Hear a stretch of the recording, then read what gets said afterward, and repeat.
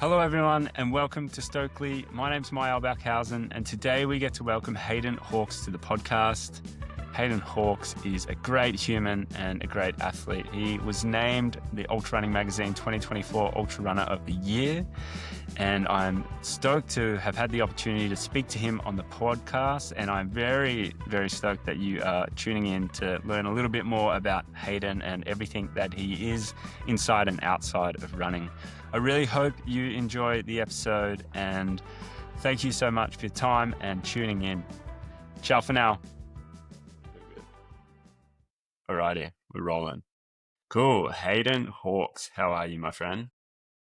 Doing well, dude. Just back here in Utah, and it's spring, so it's warming up here, and we're just excited about that. And yeah, things are going well. Just hanging out a lot with the family, and glad to jump on and talk to you for a bit.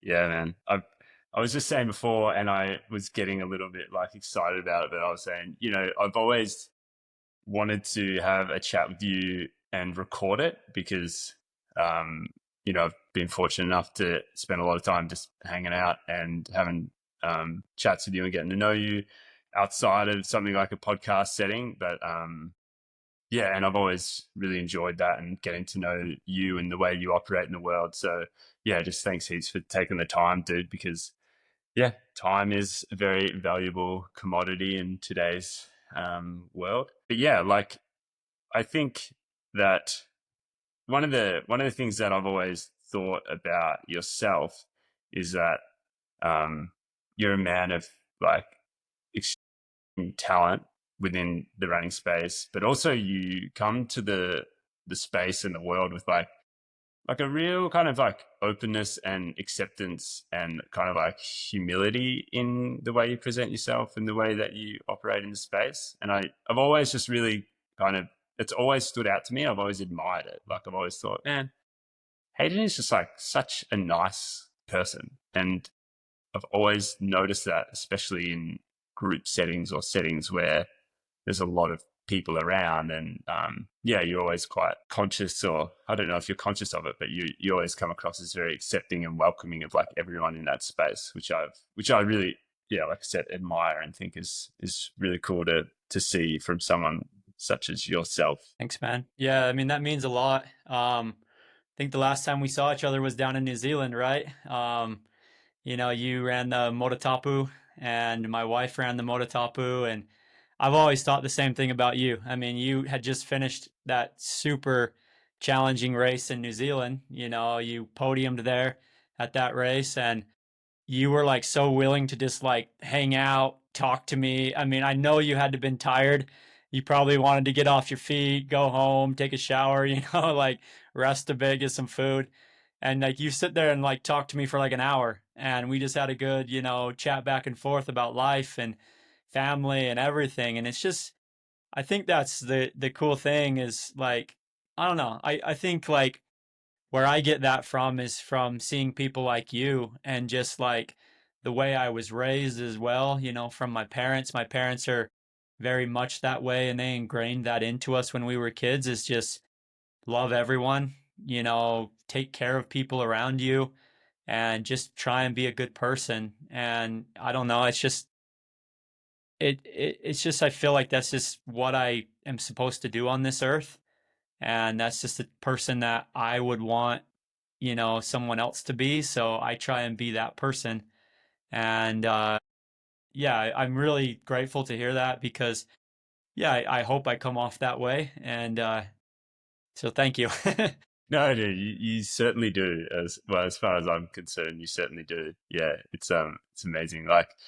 Um, speaking about that with um, with people as examples and people that you're aware of in the space. I had this kind of random question, because you love sports so much, all sports, all different types of sports, and I just thought I would love to know if there was any sports person in the world or in history that you could spend a day with and just hang out with from any walk of life. Who would that be? Yeah, I mean it's hard to say. I think recently, like I've really kind of, you know, Scottie Scheffler.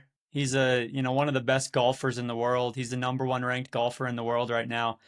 And recently, I've kind of been into golf and been following golf, and just recently watched Rory McIlroy, win the Masters, and that was really cool.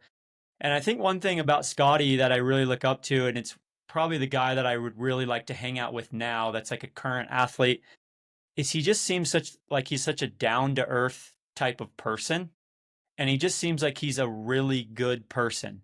He's the type of person that you want to be around, that you look up to, because you're like, man, like Scotty, he's just a family man. He is a good friend to other people on the golf course, it seems like. And he just comes off as just like a really nice, really genuine type of person.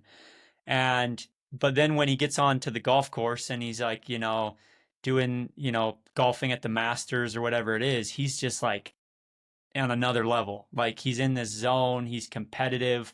You can see just the fire in his eyes, when he goes out there. He's, not too hard on himself, but he knows when he needs to be hard on himself and when not to be hard on himself. And you can just tell he's in that zone and in that moment.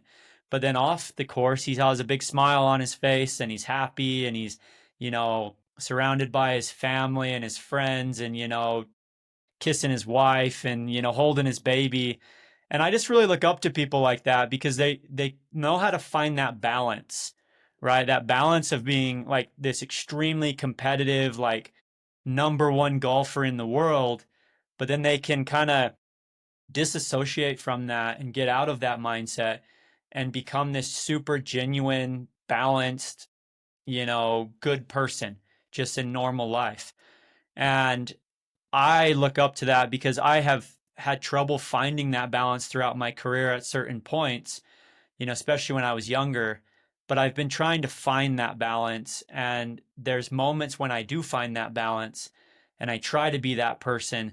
But it's so hard to be this competitive athlete who's dialed and focused, and winning, but then also be a family man and know how to not think about that when you're home and when you're around your wife and your kids, and just be a normal person, and a genuine, loving, kind person. And so, yeah, I would love to just spend a day with Scotty and see how he does it and just really get to know him and see the type of person he is and maybe play a round of golf with him. I think that would be pretty awesome. Yeah, yeah, nice. Um, I like.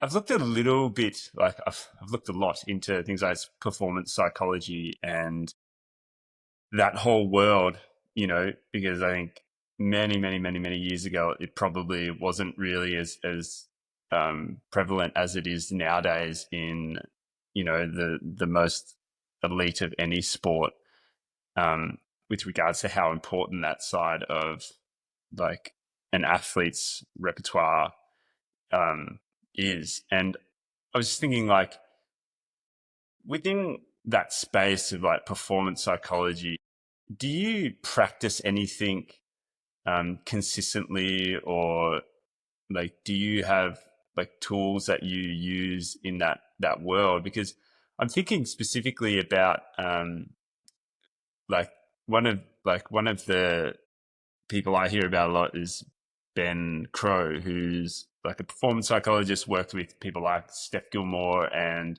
Ash Barty, and a lot of other people in really, high levels of sport. And what I've heard him say a lot about is how you find like that greater purpose outside of the sport, and then it makes the sport that you're doing like not kind of have all of the importance in the world, and you can then, like as you were just saying before, kind of in a way like kind of disassociate, or just like keep your performance and your results level with how everything else is so important in life. But like, is there anything that you do actively to help with your like psychology in your performance and your like relationship with with performing? It's a good question. I think I find a lot of balance in life, and with my sport when I surround myself like with my family. Like my kids and my family bring me balance. My faith, like my religion, bring me balance. Um, I'm recently been thinking a lot about this actually, and I'm starting my own foundation to give back to the world. And we can talk more about that later. But it's like this is something that I think will help bring me that balance because it gives me greater purpose outside of my sport, like of my performance, and it just helps me be a more balanced person. Um, I don't like work with a sports psychologist. Maybe I should. My coach is awesome. I bounce ideas. My coach, Robbie Britton, I bounce a lot of ideas off of him and I talk to him a lot about things. He's not a sports psychologist, but I have mentors, that I do. Like if I'm ever questioning things or I'm having thoughts in my head, I'll jump on a call with them and I'll talk to them. And that helps bring me balance. People that have been there before. Like I have a mentor here in Cedar City who was an 8-time Ironman world champion, and she had to find this balance in her life. And she's been instrumental in really helping me find that balance in my life and just realize that, you know, I don't have to be an athlete 24/7. Like, yes, I have to live like an athlete and I have to eat like an athlete and different things like that. But I don't always have to be in that zone. I don't always have to be in that training mentality all the time. And I think last year, one of the reasons why I had such a good year last year was the best year of my career was because I learned how to find that balance. I wasn't so caught up in my performances. Like I didn't have these big expectations going into Western States or CCC. It's like, yeah, I wanted to win, but I had this thought in my head like going into all those races is yes, a win would be great, but there's more to life than winning these races. And if I win, that's just a cherry on top. I'm just gonna do the best I can and try and be a well-balanced person in everything I do. And I think that's what actually brought me so much success last year was being that way, is having more confidence in what I was doing instead of worrying about what everybody else was doing. Like not worrying about how everybody was training, but focused on my own self and what I needed to do to be my best self. Um, and that did bring me a lot of balance and it helped me. And unfortunately, the beginning of this year, I kind of fell back into that trap. And I think I relapsed a little bit on the past me and I ended up developing an injury because of it. And I think a lot of that was just not having that balance like I had last year. But this was a good wake up call to me that there is a sweet spot when it comes to training physically and mentally. And I need to find that. And I think a lot of these things have been swirling in my head, and I am finding that. And a lot of that is through just not like I wouldn't say care. Like I care to win and I'm going to work hard. I'm going to be the first one to go out there and work as hard as I can. But then being able to like clear that out of my mind after I'm done training and just live normally and be a normal person and find that balance with these other things that I'm doing in life as well. Like what do you mean when you say like you kind of relapsed into those kind of older habits, or it's like what specifically were you doing that you feel like you were like that was not really benefiting you? Yeah, I think when I was younger, I cared a lot about like what people thought of me. I cared a lot about, being the best. Like I was going to be the best. I was going to be the number one athlete in the world. I was going to be beating these guys like Jim and Killian and whoever else, right? Like that was my whole purpose in life was to like find ways to improve, to be the best. And a lot of the times that meant overdoing it. I would just do too much because it was always like, I got to do more. I got to do more. I got to do more. I got greedy. I got really greedy with my training, with everything. Um, and I didn't have balance with training, with life, with a lot of things. Um, and last year, I actually trained less than I have any other year in my career.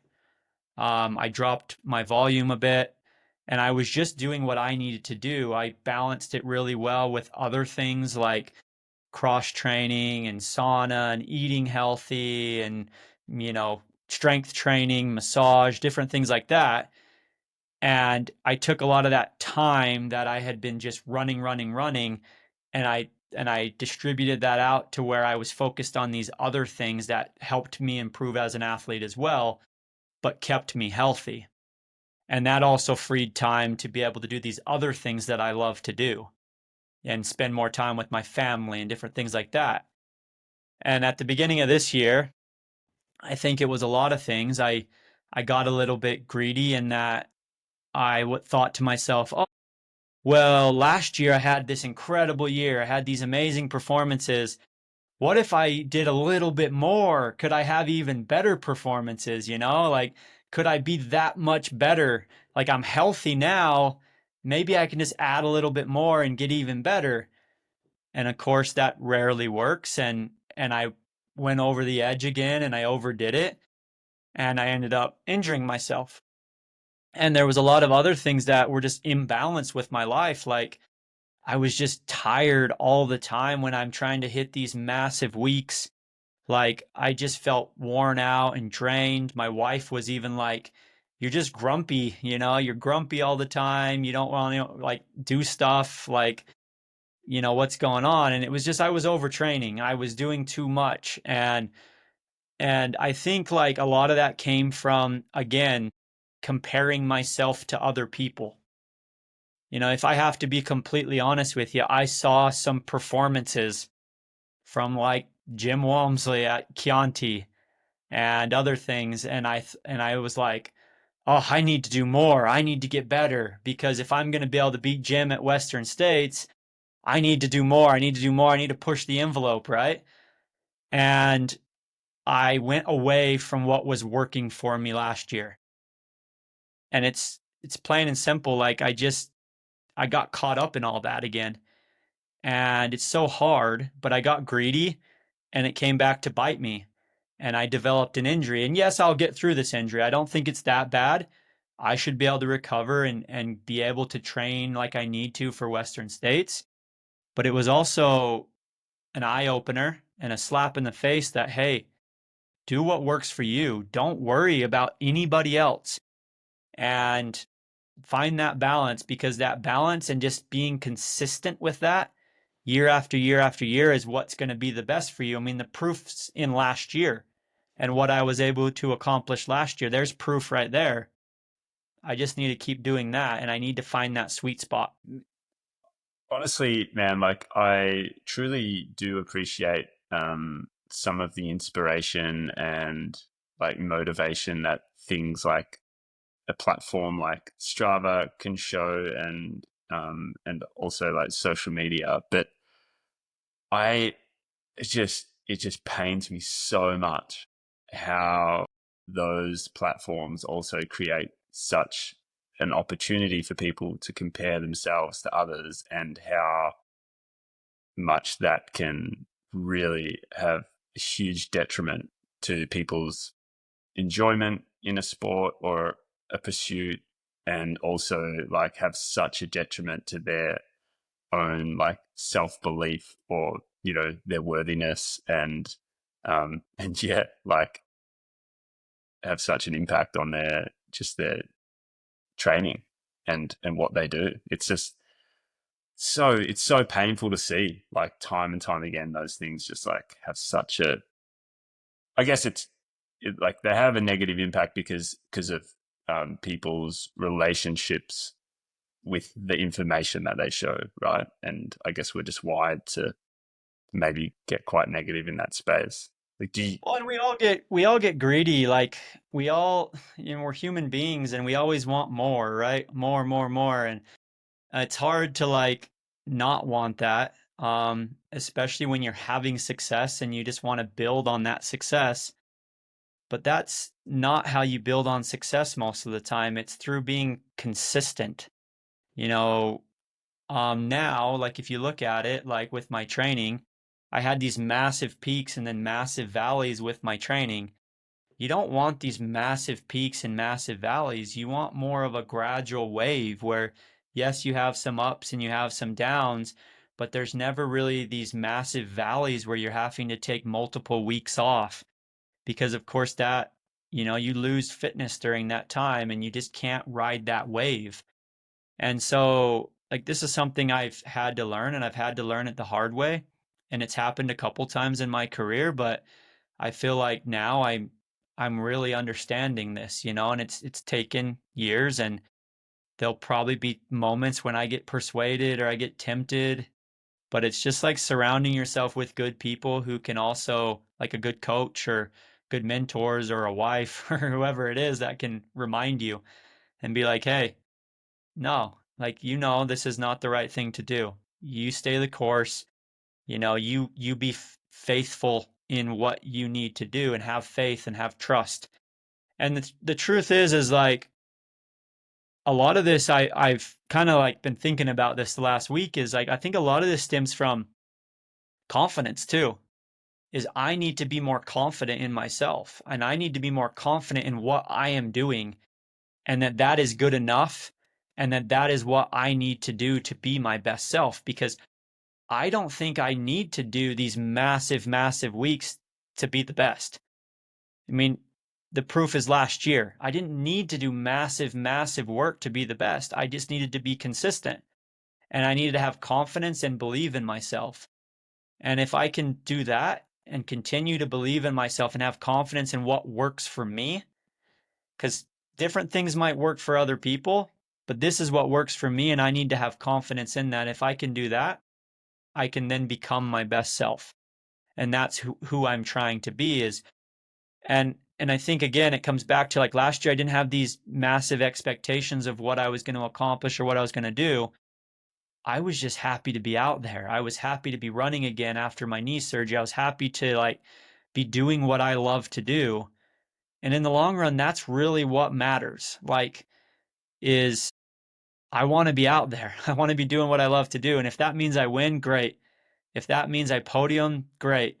If that means I don't do any of those things, but I'm still out there loving and doing what I can do and bringing the best out of myself, that's what truly matters. And so that's what I'm trying to accomplish with the rest of my career, is just bringing the best out of myself and then being content with that being good enough, whatever that means.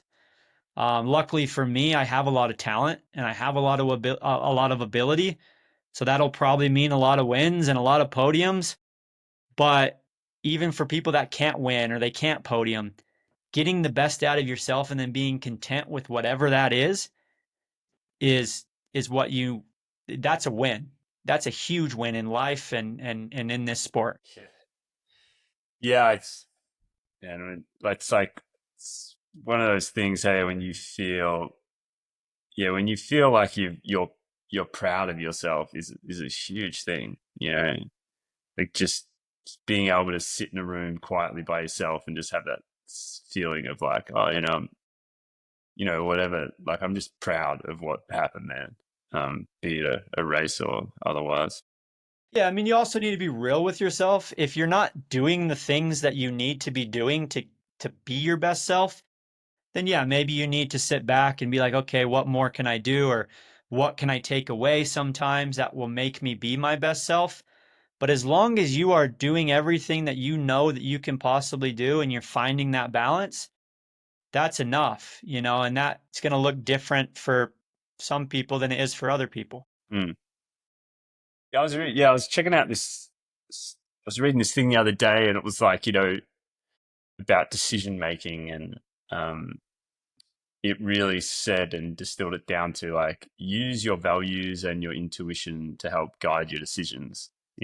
Because have you done Like, have you done a lot of values work? Like, have you sat down and really identified what your values are in life?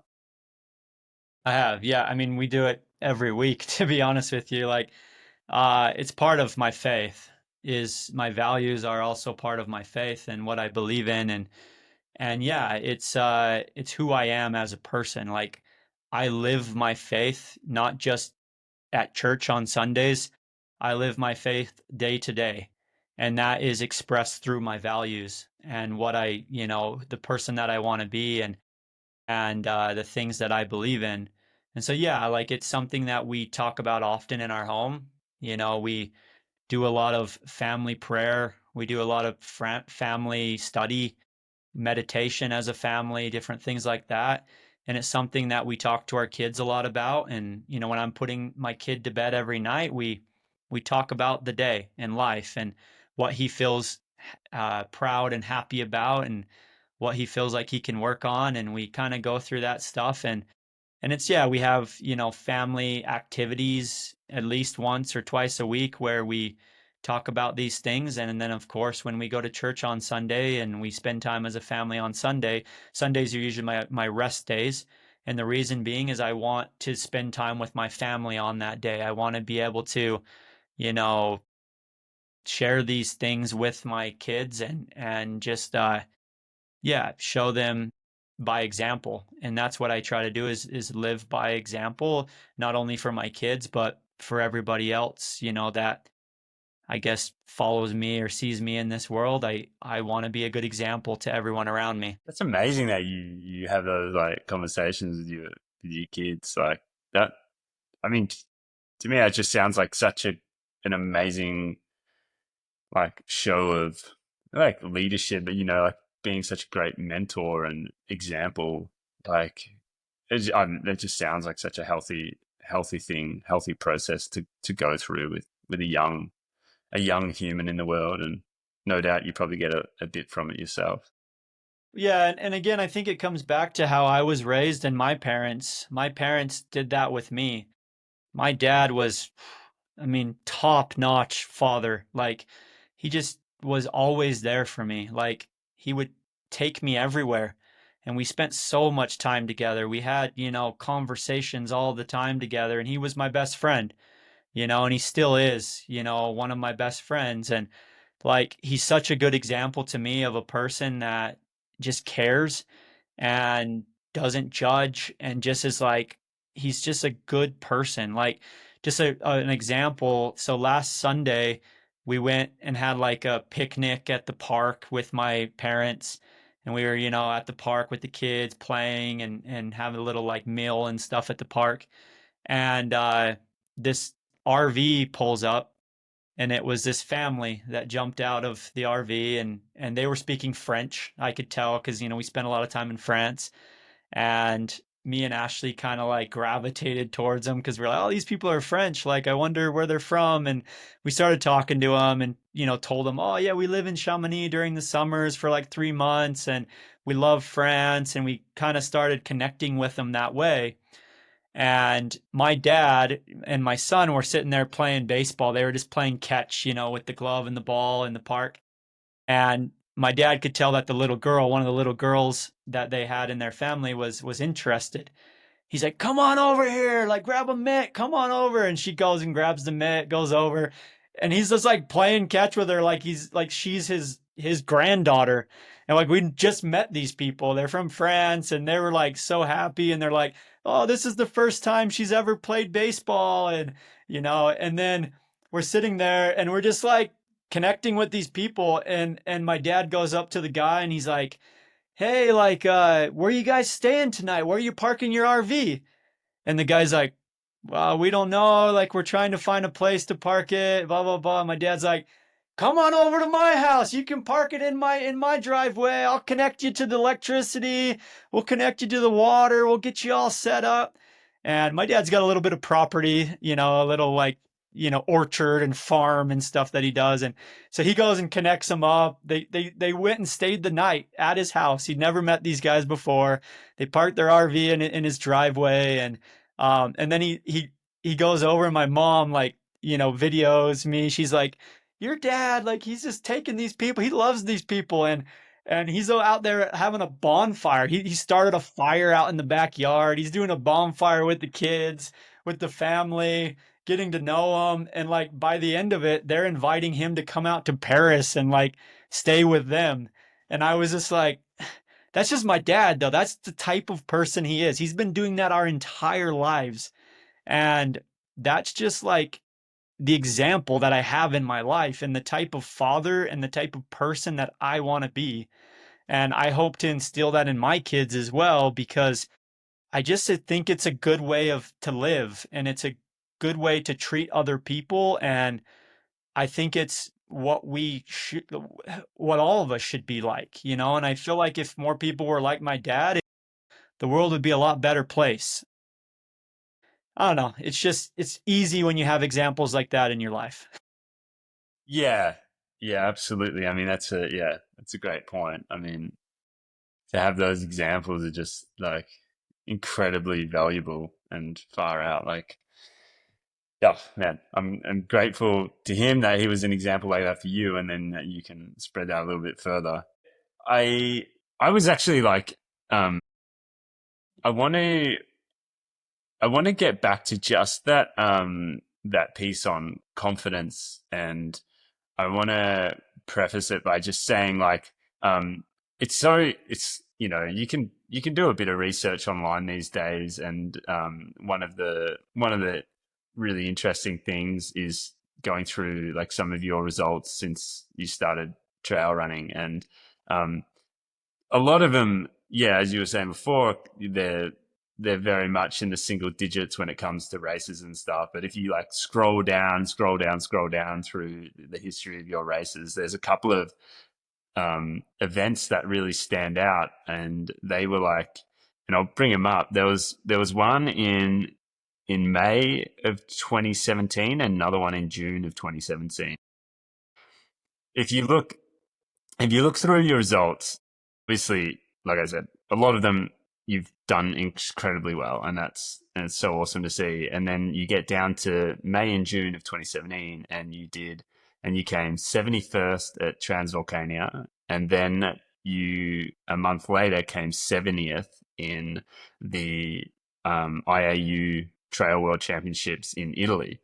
And I was like, and I only bring this up as a way to speak about the topic of like, you had incredible success when you first came onto the trail and ultra running scene, and being out of the top 10, being out of the top 5 would have been unusual to you. And then you went to these two quite big and well established races, one being Trail World Champs back then, and the other one being Transvolcania, which is like, has always been a very prestigious and well known race on the circuit.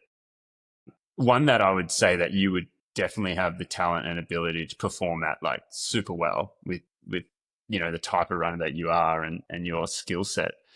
Um, like, what was that process like, coming in the 70th position in a race, and then 1 month after the other as well? And then like, how do you balance? How did you deal with that back then? And what was that process like?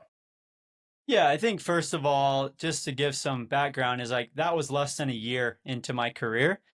So I was still learning a lot about the sport, didn't really know what I was getting myself into, was making a lot of nutrition mistakes, was making a lot of pacing mistakes, different things like that, and also just over racing. Um, I had set, I think, the Zion Traverse FKT 2 or 3 weeks before Transvolcania, that's a 50-mile traverse or an 80-kilometer traverse, and I had to go really hard to set that.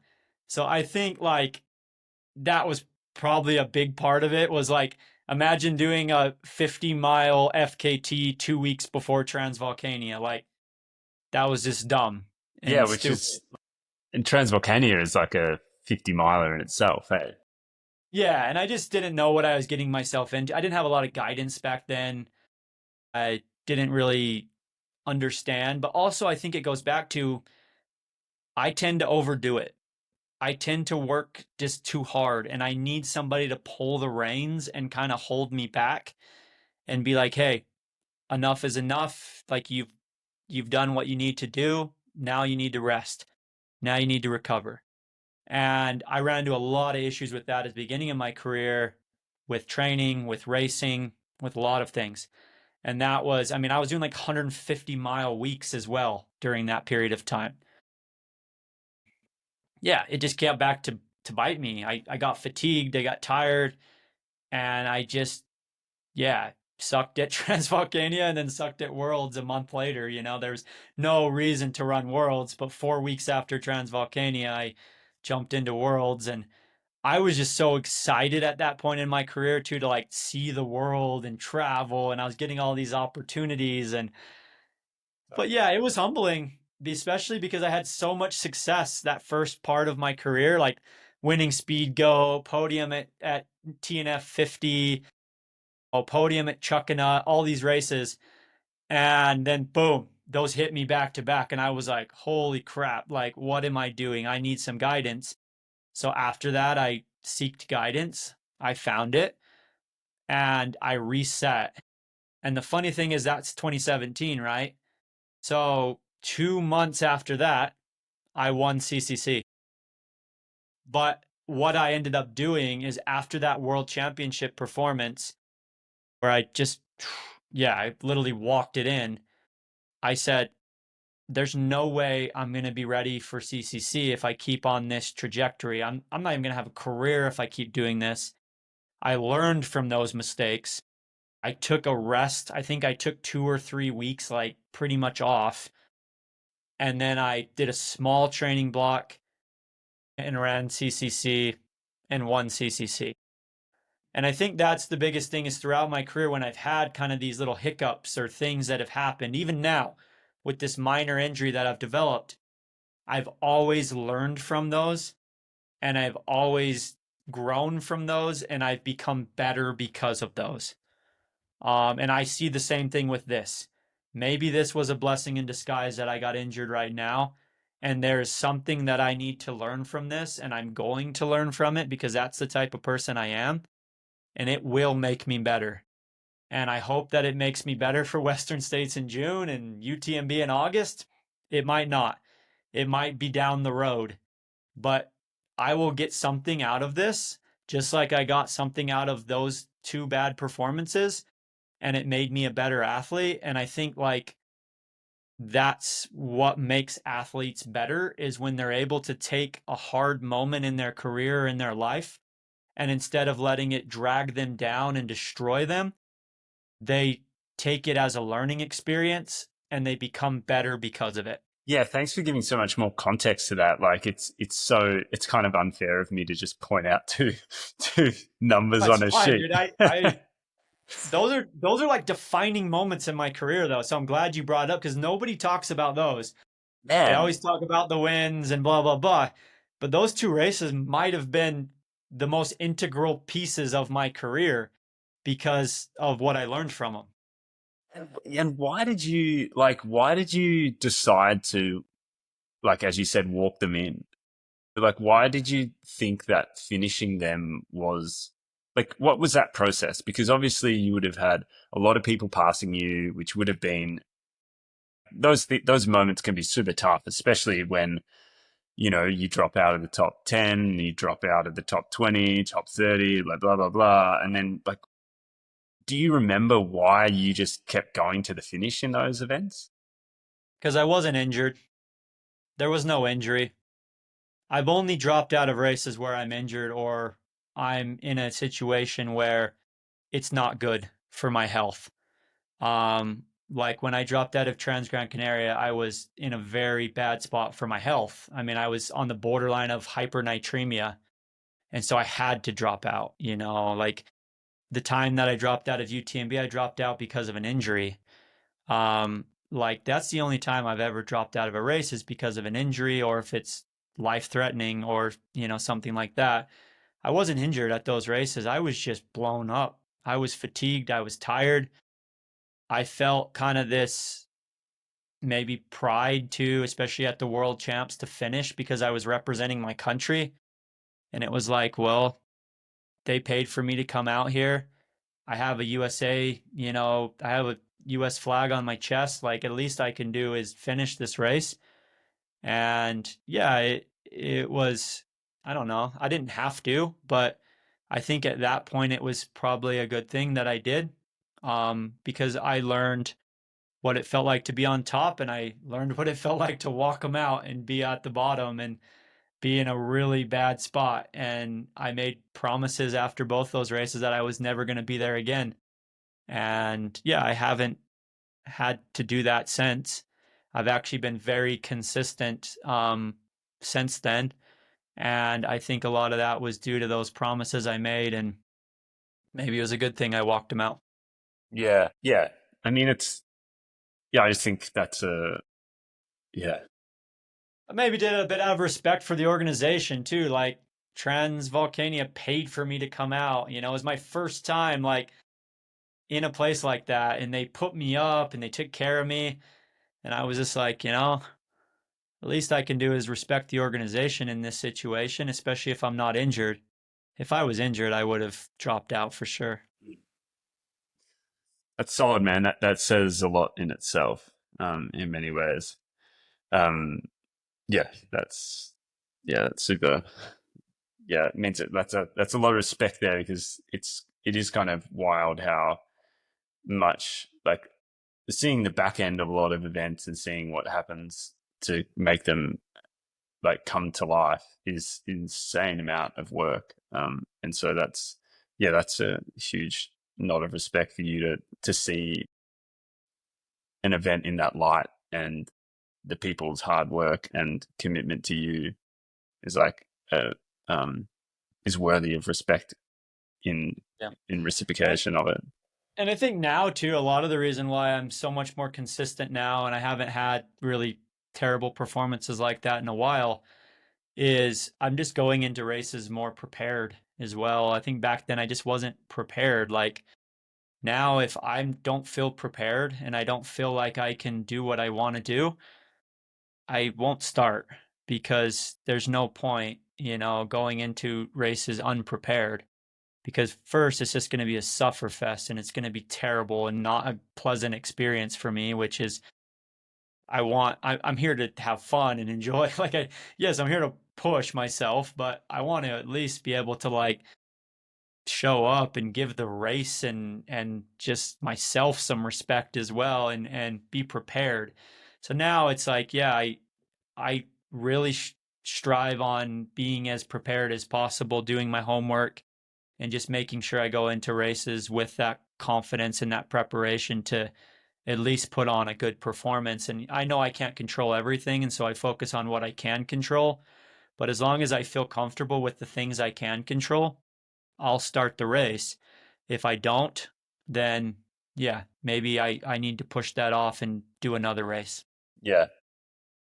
Yeah, I mean, speaking of things that you can control, and you've touched on it a couple of times with regards to dialing in things like nutrition, I think like the topic of nutrition is spoken about a lot, but also it's always such a topic of interest and such a big component to especially ultra running. Like, it's just wild. It's so wild. I think you know, I think I remember I remember reading this thing that Dylan summed up, and it was like, the three C's of 2024 in ultra running was carbon, carbs, and cooling. And I think like I was just like, that's actually pretty spot on when you take a few things from what we've seen change so much.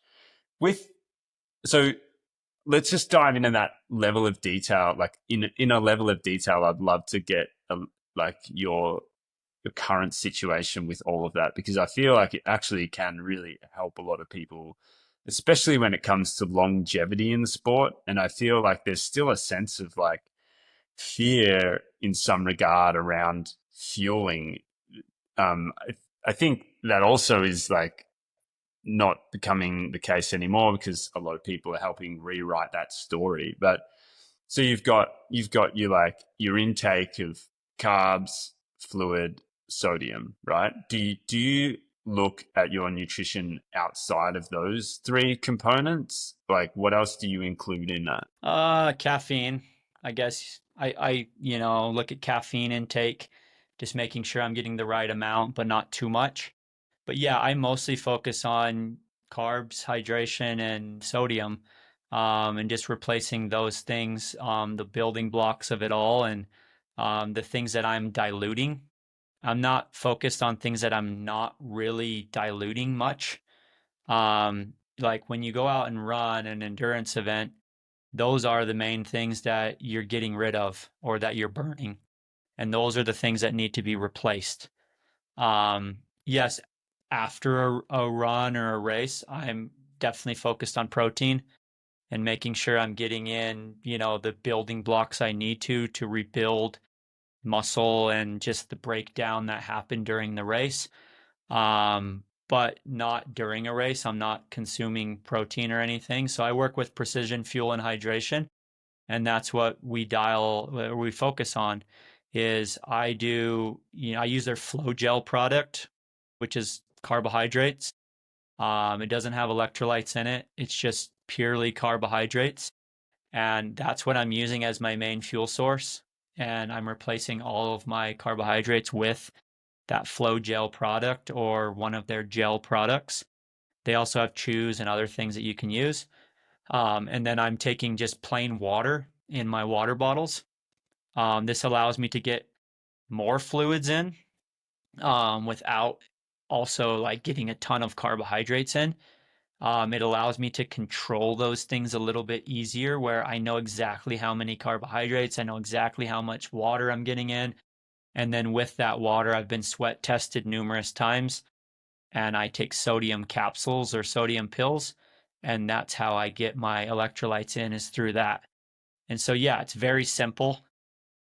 Just sodium pills, water, and gel. And that's what I've used in all of my performances recently, CCC, Western States, everything. Um, I might take in a little bit of real food at something like UTMB because it's, 18, 20 hours long. But that will be my base is just that gel, water, and pills that I take. So, what is your sodium number that you're hitting, your fluid intake that you're trying to hit, and your carb intake that you're trying to hit? If you look at The it fluid hourly. intake depends on the temperature. It Yep. depends on the conditions, of course, and that has to be fluctuating. Like when you start, like say Western States, you start Western States and it's pretty cold, pretty cool in the morning. So you're not going to be drinking as much as you are later in the day, when it's reaching 100 plus degrees Fahrenheit and you really need to be taking in a lot of liquid. And so, yeah, that will fluctuate accordingly. But I got sweat tested, and I think it's crucial to be sweat tested to know exactly what your numbers are. That way, you're not shooting in the dark. So you'll know your ratio. And I know like my ratio is 1 to 1. So if I take in 500 milliliters of water, I know I need to take in 500 milligrams of sodium. Some people, it's a bit different. My wife, if she takes in, I think it's, yeah, a liter of water, she needs to take in 1,500 milligrams of sodium. So she's a very salty sweater. Some people are less. I have an athlete who only needs 500 milligrams for every liter of water. I'm 1 to 1, which is pretty average. And I would say if you can't get sweat tested or you aren't sweat tested, sticking to that 1 to 1 ratio is going to be the safest bet. But I would still recommend getting sweat tested because that's going to give you an exact number. And so you're not overdoing it on or underdoing it on either end. And so for me, yeah, like one bottle means two salt pills because each salt pill is 250 milligrams. So I get 500 milligrams of sodium for every bottle, 500 milliliter bottle that I drink. And then my carbohydrates, it kind of depends on the race again. If I'm running a super fast race where I know I'm not going to be able to get as much blood flow to the gut to be able to digest and absorb those amounts of carbohydrates, I'll go on a little bit less, like maybe 60 to 90 grams per hour of carbohydrates. If it's a little bit slower race or something that I know that I'm going to be able to get a decent amount of blood flow to the gut, that I can digest a bit easier, then I will go up to that 100 to 120 grams an hour. I think at CCC I averaged 110 grams of carbohydrates an hour. Western States is a bit hotter, so it's harder to like digest and consume large amounts of carbohydrates, especially later in the race when it's super, super hot. I think I got around 100 grams in per hour. But yeah, like it just depends too. You have to train your gut. You have to test it out for yourself and see exactly what works for you. I have some athletes that can hit those 100 plus grams an hour. I have other athletes that are at 60 grams per hour because they just can't handle it. And also it depends on like they've looked at too, like back of the pack, mid pack runners maybe can't, they don't have the metabolism, the high enough metabolism to digest and metabolize a lot of these high amounts of carbohydrates because they're just not running fast enough.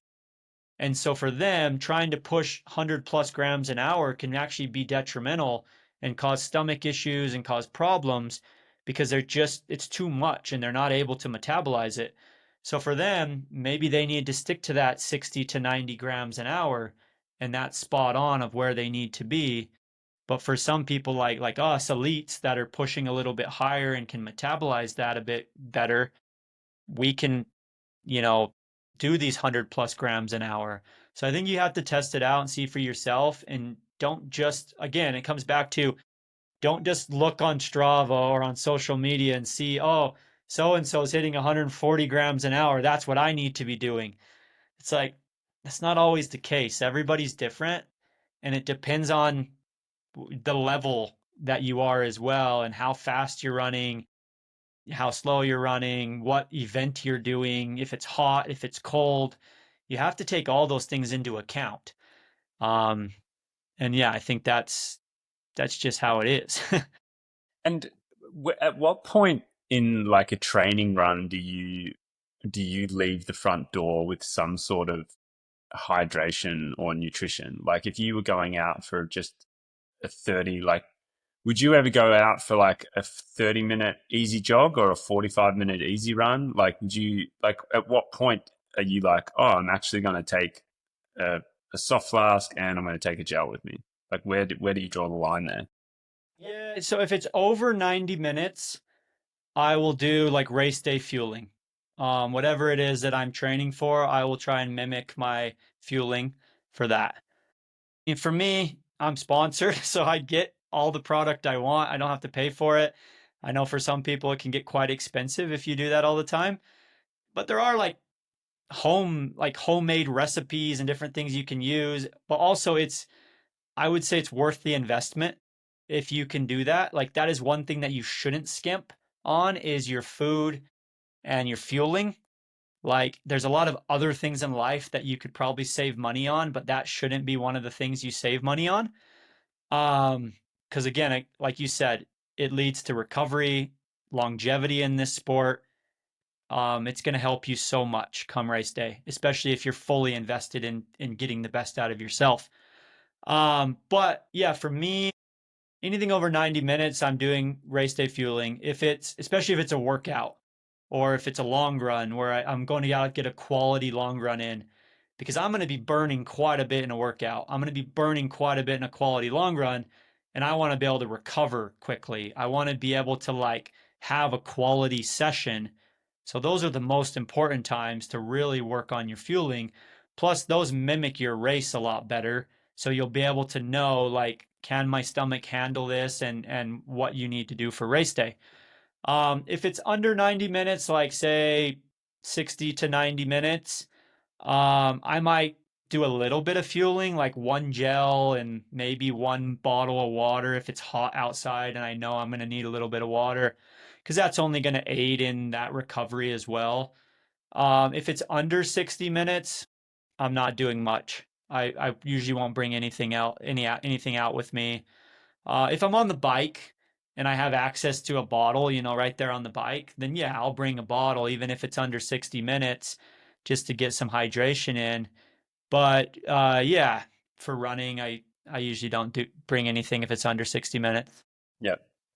Yeah, solid, man. Yeah, I think that's just like really, really cool to be able to share that stuff because I think it sets a good example with regards to people trying to understand what can really help them with, yeah, like you say, specifically recovery, and also like if you make that a habit, what that could do to your longevity in the sport.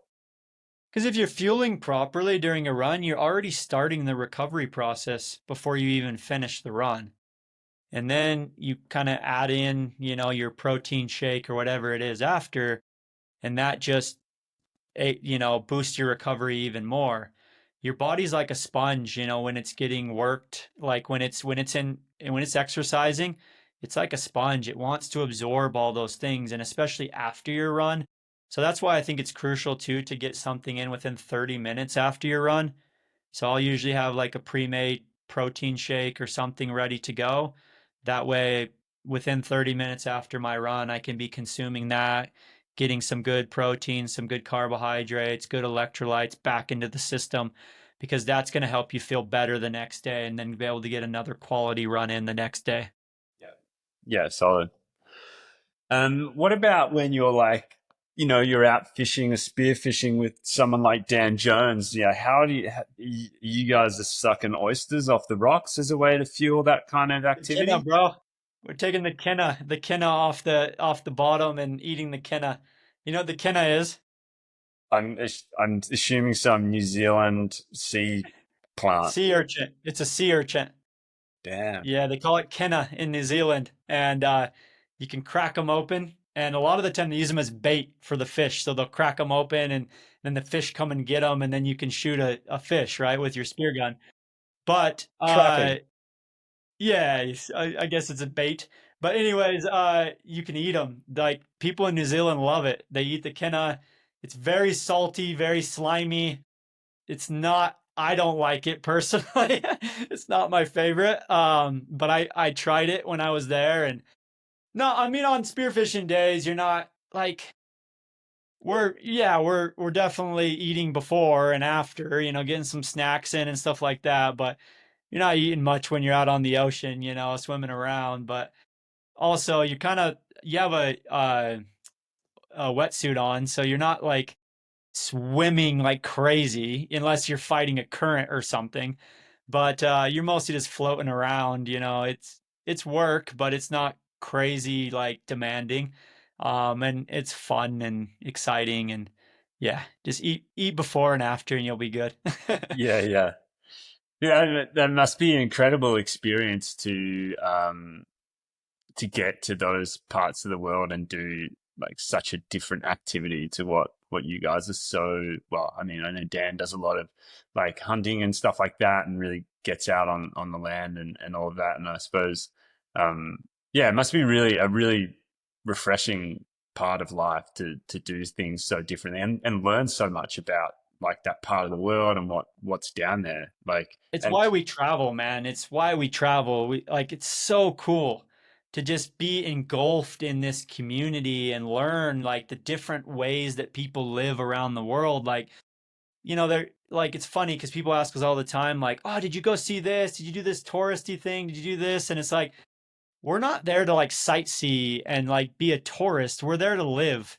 And we're like, for us, yeah, we do some touristy things every now and then, but we don't really care to do those things. Like we want to go and like be amongst the people that are living there, learn their ways, learn the different things that they do. Like, we go to church when we're out there, and we get to like know all these people through the church community. Like we do like barbecues with the people. We go, fishing and different things like that. And it's just like we're living. It's pretty awesome. Like we homeschool our kids, and we involve our kids with the homeschool groups out there, and we meet people through that. And it's just incredible because like some of our best friends like don't even live here in Utah in our community. They live, in different places around the world. And it's one of the things we love about doing it. And also it allows me to go and prepare for a race, where I'm going to be racing, which is pretty awesome. But yeah, like I think that's where that balance comes into play too, where we talked about at the beginning is like finding that balance with training, not overdoing it with training to where I'm just completely destroyed and tired and have no time to do anything else. That's not what gives me balance, and that's not what makes me my best self.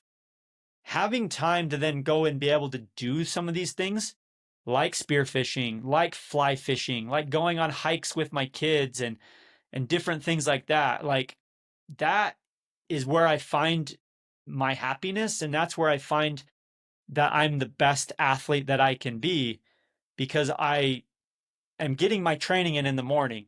Yeah, I'm doing it. And when I'm training, I'm training. I'm focused. I'm getting my work done and I'm really making it quality. But then in the afternoon, I can go and enjoy some of these things like spearfishing and diving and fly fishing and mountain bike or whatever it is. And of course, I'm safe. I'm not doing dumb things that are going to injure me in my running. But I think you have to have that balance. And that's what brings me balance. And it's just fun and exciting. And it's what makes life so meaningful and vibrant and just amazing. Dude, do you reckon you're a better fly fisherman than Adam Peterman? No, probably, dude. He grew up in Montana, dude. Montana is like the capital of fly fishing. It's like the best fly fishing in the United States. But if I keep going back to Wanaka, because Wanaka is like world class fly fishing, dude. Like maybe I'll become better than him. Now me and my dad are gonna be doing a fly fishing trip soon. I think in May, and I'm still learning. My skills are still, I'm still learning. But yeah, I enjoy it. I love it, and it's something that I get to share with my son as well, and it's fun. Yeah, because Adam says he's pretty good. He's good, I'm like sure. if I go up to the rut and like to Montana up there, and he definitely lets people know that he's pretty good at fly fishing. The fly fishing here in Utah is amazing. We have some really good fly fishing in Utah, but Montana is just world class, dude. It's next level. And like he grew up there, like he grew up on the river fly fishing. I mean, yeah, he's pretty dang good. I'm pretty sure. I've never fished with him yet, but I would love to go up there and fish with him sometime. So, is there good fly fishing in Bright? What about Bright? There's some good. There is. I mean, there's a lot of rivers here, so that's a good start. And there's definitely a lot of people strolling around with fishing rods. So I guess it must be all right. Yeah. I've heard Bright's like the outdoor like mountain mecca of Australia. It's like the spot, right? It's very nice, man. Yeah, that's where I am right now. I'm looking out on the hills around here. It definitely has a beautiful, yeah, it's definitely got a beautiful landscape and yeah, community. It's sweet. Yeah, We plan on spending some more time in Australia next year, so hopefully we can make it out to Bright. nice. Maybe I'll do Buffalo Stampede or something, spend some time training there in Bright with the family. And then we're gonna head over and I'll probably hopefully do like UTA or something and spend some time over there in the Blue Mountains. So we really want to make it back to Australia. We loved Australia when we came and we would like to come back and spend some more time there. And we'll for sure be going back to New Zealand next year. It's just we want to add on some time in Australia as well. Well, you're always very welcome here, man. That's for sure. Um, Hey, I just wanted, it was funny. I know we spoke, like you mentioned it super early on in the chat. But I had this question down that I was like, um, specifically like the sport of trail running is kind of going through this hectic boom right now, like, and picking up a lot of popularity and there's a lot of creation within, say, like the UTMB World Series and then also the Golden Trail World Series, which is now partnering with Warner Brothers, and that is going to go to a whole nother level, which is going to be super exciting to see. Things like Broken Arrow this year, which is going to, be an in the US, like your home soil. But I had this like question. I was like, what do you think? Like, how do you think trail running can serve as a tool or as a pathway to kind of have a really positive impact on, say, like greater like of humanity in that positive way? Because I feel like, you know, it does have an opportunity to do that. And I think what we've spoken about before, actually, with regards to like the foundation that you want to set up and things like that. Like how do you think trail running can serve as that avenue towards a greater, like, yeah, a greater sense of humanity within the world? Yeah, I mean, you're right. Trail running is growing at a tremendous rate. Like right now, we're seeing a lot bigger contracts come into the sport. We're seeing a lot bigger players come into the sport. I just recently picked up a sponsorship with AG1, actually Athletic Greens, which I'm like their first ultra trail athlete that they've sponsored. Of course, they've been heavily involved with Ironman and other endurance sports, sailing, different things like that, but they're really interested in getting involved in the ultra trail space, and which that just shows how much this sport is growing, where a big company like that wants to sponsor an athlete like me, and get their brand into the sport. And like they've been awesome to work with. They're really just invested in not only me as an athlete, but in my foundation, which, I'll talk a little bit about that. I think that is probably one of the biggest ways that we can give back. There's a lot of very good people in this sport. There's a lot of people that really want to make a difference and give back, and they just have to be willing to go out there and do it and find these opportunities. Um, and there are a lot of people doing some amazing things. Like I know you're doing quite a bit, down there in Tasmania, for I mean, you could probably tell us a little bit more about it, but it's for like environmental like impact and different things like that, right? Giving back and trying to find ways to help, I guess, protect this wonderful earth that we live on.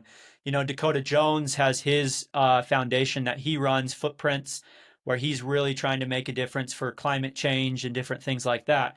And those are all like an amazing thing. And I think like there's more and more athletes in our sport that are wanting to do these things. I know for me, it's something that I have wanted to do my entire career, but I just didn't know how to. I didn't really know where to start. I didn't know what I could do. I needed something to connect me. And luckily for me, I had an athlete that I was coaching who he was really involved with running foundations. And he had been involved in the golf space and the music industry and different things like that.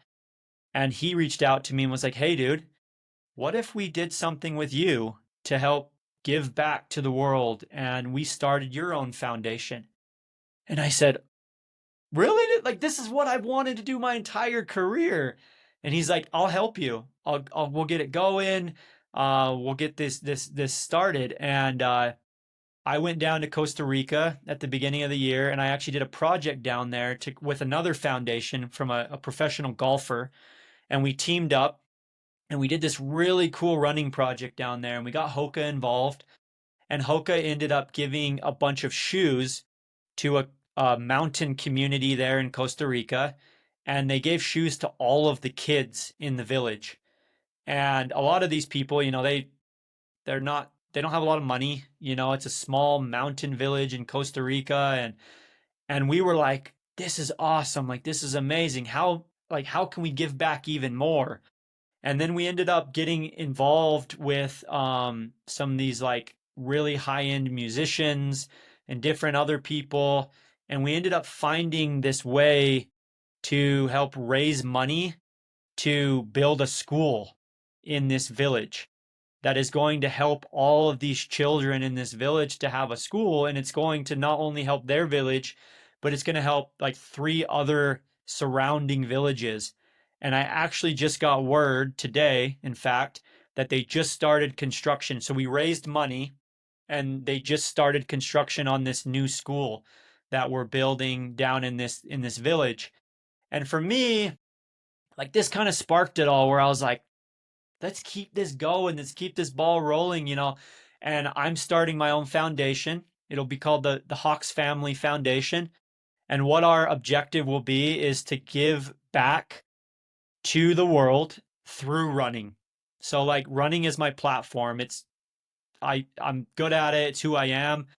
But I want to be able to use running to then give back to communities, to people around the world, in places where I've ran or where I race, or even just in my local community.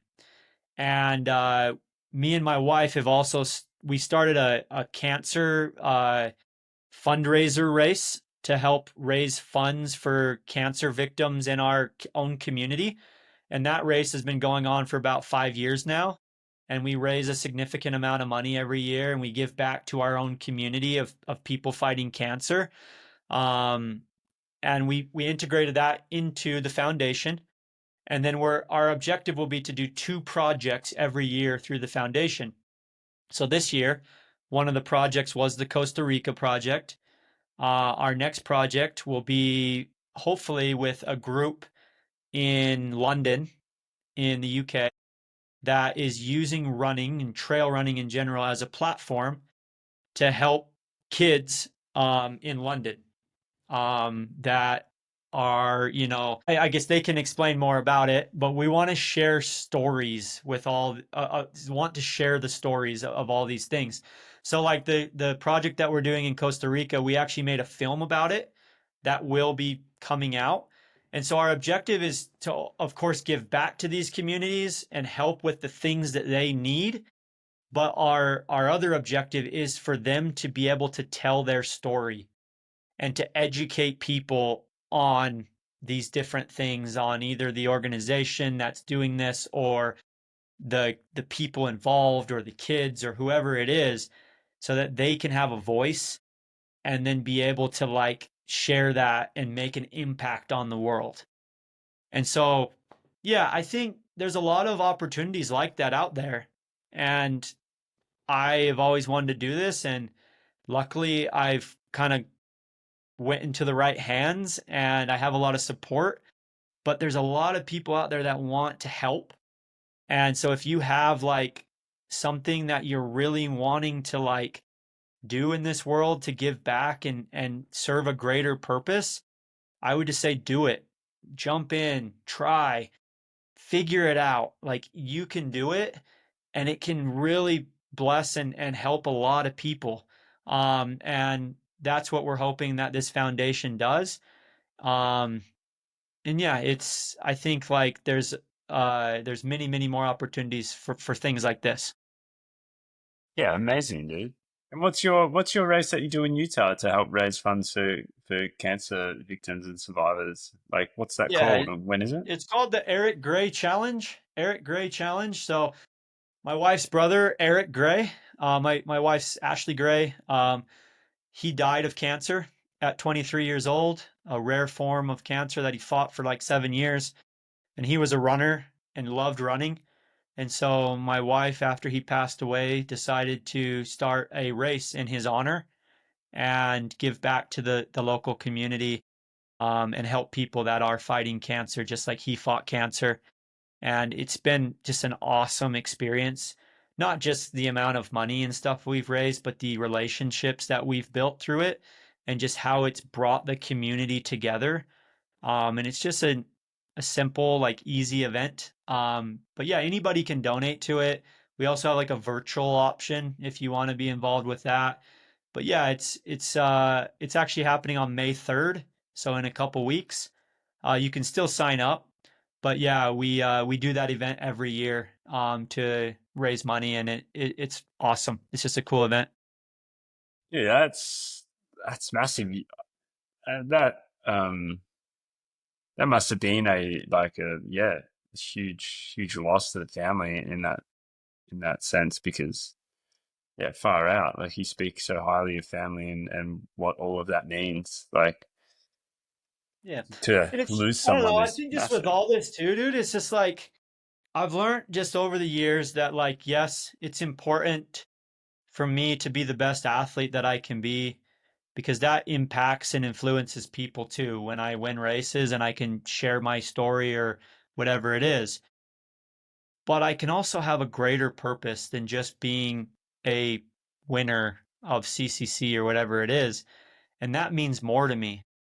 These projects we're doing through the foundation, this race that we put on, these people I connect with, when I travel, and the opportunity to give back to the world that has blessed me so much. Um, that's what means more to me than winning any race. And again, it brings that balance to my life, and it's something that I can continue even after I get old and slow down and can't run as fast anymore. Like I want to be able to finish my career and not just be known as Hayden Hawks, the amazing ultra runner, winner, whatever it is. I want to be known as a person that helped other people and gave back, and that I was a good person, and that I used my platform for a greater purpose and a greater reason. And so that's yeah, this foundation means a lot to me, and just all of this has really truly blessed my life, and I'm very grateful for it. Mm. Awesome, man. Well, I'm looking very forward to seeing it all grow and prosper. Um, and no doubt you'll share a lot about it. Like, hopefully, that's a good way to Yeah, we'll be just sharing look at you. more about some of the projects. Like I said, we'll be creating like some content around them that we can share, and it's also a way for us to like raise money and get sponsors on board, is by creating that content to help these people even more. And yeah, we've recently got some pretty cool people involved as well outside of the sport. Like I said, Hoka's been just super supportive and instrumental in it. They've given so much, like more than I can ever ask for. And that's been awesome to be, represented by a brand that truly does care about, a greater purpose and people. And then, yeah, AG1 has been super supportive of it. And yeah, it's, I'll definitely be posting about it on my social media pages, but then we'll also be sharing the content that we create as well. Yeah. Dude, have you just to wrap it up, was I wanted to ask, do you like what would you recommend to people um as say like either a book or a movie or a documentary or an interview that you've read, heard, or watched like that you find super inspiring and also like really informative? Like, have you got any recommendations in those spaces? Hmm. Um, Trying to think of a book that I've read recently. Um, I forgot the exact name. It's called like 10 times is greater than, let me see. I have it upstairs. I forgot the exact book, but let me my buddy gave it to me. Oh, here it is. And it's actually like it's more of like an entrepreneur book, but I think it can be associated with life and with sport and with different else. It's called 10x is easier than 2x, by Dan Sullivan. And that was a really informative book that just helped me, like, I guess, realize how I can be more productive, and just how not only I can be just productive in my sport, but in life and as a father and as a husband and different things like that. And I read a lot of I don't really, to be honest with you, read a lot of running, or like don't listen to a lot of running podcasts. I listen to a lot of like business stuff and stuff from other sports as well. And I learned a lot from those. But I just had a buddy who gave it to me. 10x is easier than 2x. And that was a great book that definitely was very informative and helped me. Yeah. What podcasts are like? What are your go-to podcasts? So I listen to a lot of history podcasts. Yeah, I love history podcasts. So one that I've been listening to recently is called You're Dead to Me. And I don't know if you ever listened to that one. Nah, But actually, Robbie Britton turned me on to it. what's it called? Um, yeah, it's a history podcast, but it has kind of like a comedy side to it. So they bring on a historian, and then they bring on a comedian, and then they have a topic in history, whatever that is. and they both put their, 2 cents in. And so it's super funny, but it's also very informative at the same time. And I just love history and I love learning about history. So, yeah, You're Dead to Me has been kind of the one that I've listened to a lot recently. Yeah, yeah. And who's someone that's inspired you recently? Someone that inspired me. Well, I talked about Scottie Scheffler. He's inspired me. Um, Talked about my dad. He's always inspiring me. Um, Probably the other person that I talked about, and she's probably been the most inspirational to me recently, is my friend Paula Newby Fraser is her name. She's the 8-time Ironman world champion. She's my neighbor here in Cedar City, and she's just been a huge inspiration to me recently. And she's just really, yeah, helped me a lot. And I can't thank her enough for just the conversations I've had with her recently and last year as well, especially coming off of that big injury that I had in 2023 where I had the surgery. She was like very instrumental in helping me come back into 2024 stronger, in a better mindset. And yeah, just things that she learned in her career that she was able to share with me, and it helped me a lot. Amazing, man. It's got to be something in the water in Utah. Hey, there's a few decent performances from the Utah crew at the Boston Marathon recently. Yeah, we had 3 in the top 10, dude. So yeah, they're all BYU grads too. So Connor Mance, Rory Linkletter, and Clayton Young.